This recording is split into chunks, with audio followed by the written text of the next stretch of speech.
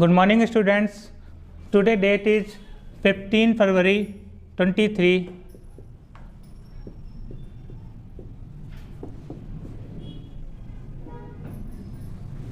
Students, आपने काफ़ी game खेले होंगे, आउटडोर और इंडोर गेम्स, जिसमें से कि आउटडोर गेम फुटबॉल, हॉकी ये सब खेले होंगे। तो आज हम लोग एक गेम के बारे में जानेंगे जो कि आउटडोर और इंडोर दोनों में खेला जाता है। उसका नाम क्या है बच्चों? बैडमिंटन। क्या नाम है? बैडमिंटन। बैडमिंटन जो गेम है वो आउटडोर में भी होता है, इंडोर में भी होता है, लेकिन प्रमुखता इस समय जो है इंडोर में खेला जा रहा है, क्योंकि इसमें एयर का काफ़ी ज़्यादा इम्पोर्टेंस रोल होता है।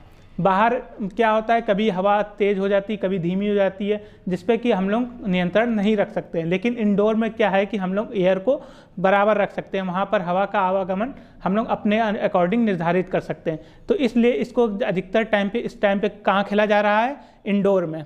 तो इसकी आज हम लोग डायमेंशन को समझेंगे। बैडमिंटन कोर्ट जो होता है वो रेक्टेंगल शेप में बना होता है हमेशा, जिसकी लंबाई और चौड़ाई की क्या होती है ये हम लोग आज जानेंगे।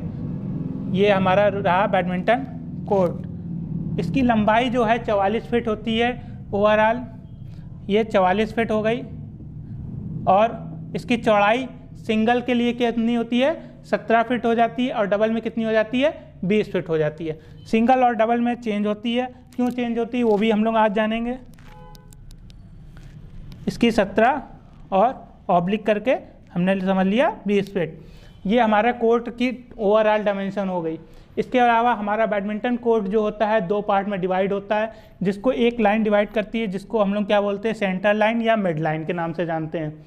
ये हमारे कोर्ट को दो भागों में बराबर डिवाइड कर देती है। इसके अलावा बैडमिंटन कोर्ट में लॉबी होती है, जो कि साइड लॉबी और बैक लॉबी के नाम से जानी जाती है। ये हमारी लॉबी हो गई।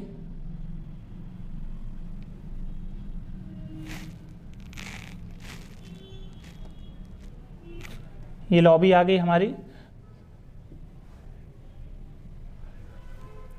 जो बैक लॉबी होती है वो 2 फुट 6 इंच की होती है, 2 फुट 6 इंच की। और साइड लॉबी जो है वो 1 फुट 6 इंच की होती है। इसके अलावा जो हमारा सेंटर पे नेट बंधा होता है, नेट जो होता है वो किनारे से 5 फुट 1 इंच पे होता है। पोल लगे होते हैं, पोल के माध्यम से नेट बंधा होता है, जिसकी हाइट होती है 5 फुट 1 इंच। और सेंटर पे कितना हो जाता है? ये हमारा नेट बंधा है। और किनारों पे कितनी हो जाती है? 5 फुट 1 इंच। 1 इंच ज़्यादा इसलिए होती है क्योंकि किनारों पे जब हम लोग 1 इंच ऊंचा रखते हैं तब जाके सेंटर में वो नेट 5 फुट की आ जाती है, क्योंकि नेट में हल्की सी लचक होती है और इसको टाइट बांधा जाता है। और इसके अलावा नेट की चौड़ाई कितनी होती है? 2 फुट 6 इंच होती है। नेट की चौड़ाई कितनी होती है? इसको हम लोग अलग से लिखते रहे। नेट की चौड़ाई होती है 2 फुट 6 इंच। ये नेट की चौड़ाई हो गई।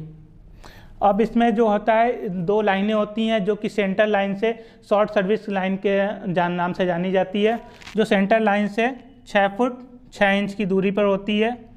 ये 6 फुट 6 इंच की दूरी पर होती है सेंटर लाइन, दोनों कोर्ट पे होती है। सेंटर से 6 फुट 6 इंच की दूरी पे होती है। सर्विस की जो स्टार्टिंग होती है वो यहीं से होती है। बैडमिंटन में रूल होता है कि जब आप सर्विस कर रहे होते हैं तो कॉक जो होती है उसको शॉर्ट सर्विस लाइन को क्रॉस करना अनिवार्य होता है।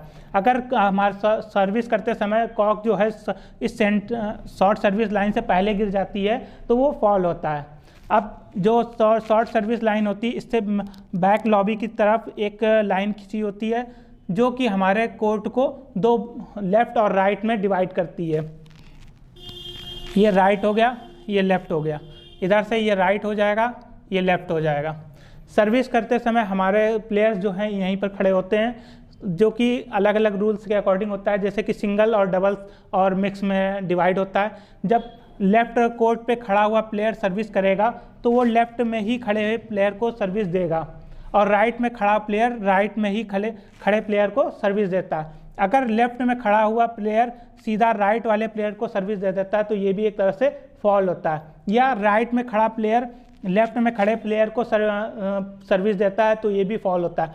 तो सर्विस कैसे इसमें चलती है? Right to right, left to left. ठीक है, इसके बाद जब एक बार सर्विस हो जाती, इसके बाद जैसे ही गेम स्टार्ट हो जाता है तो प्लेयर राइट और लेफ्ट कहीं भी जा सकता है, वो पूरे मतलब कि कोर्ट में मतलब कि प्ले कर सकता है, वो एक्टिव हो जाती है सारी लॉबी। ये हमारे बैडमिंटन कोर्ट की लंबाई और चौड़ाई है जिसको आज हम लोग ने जाना है। Thank you guys.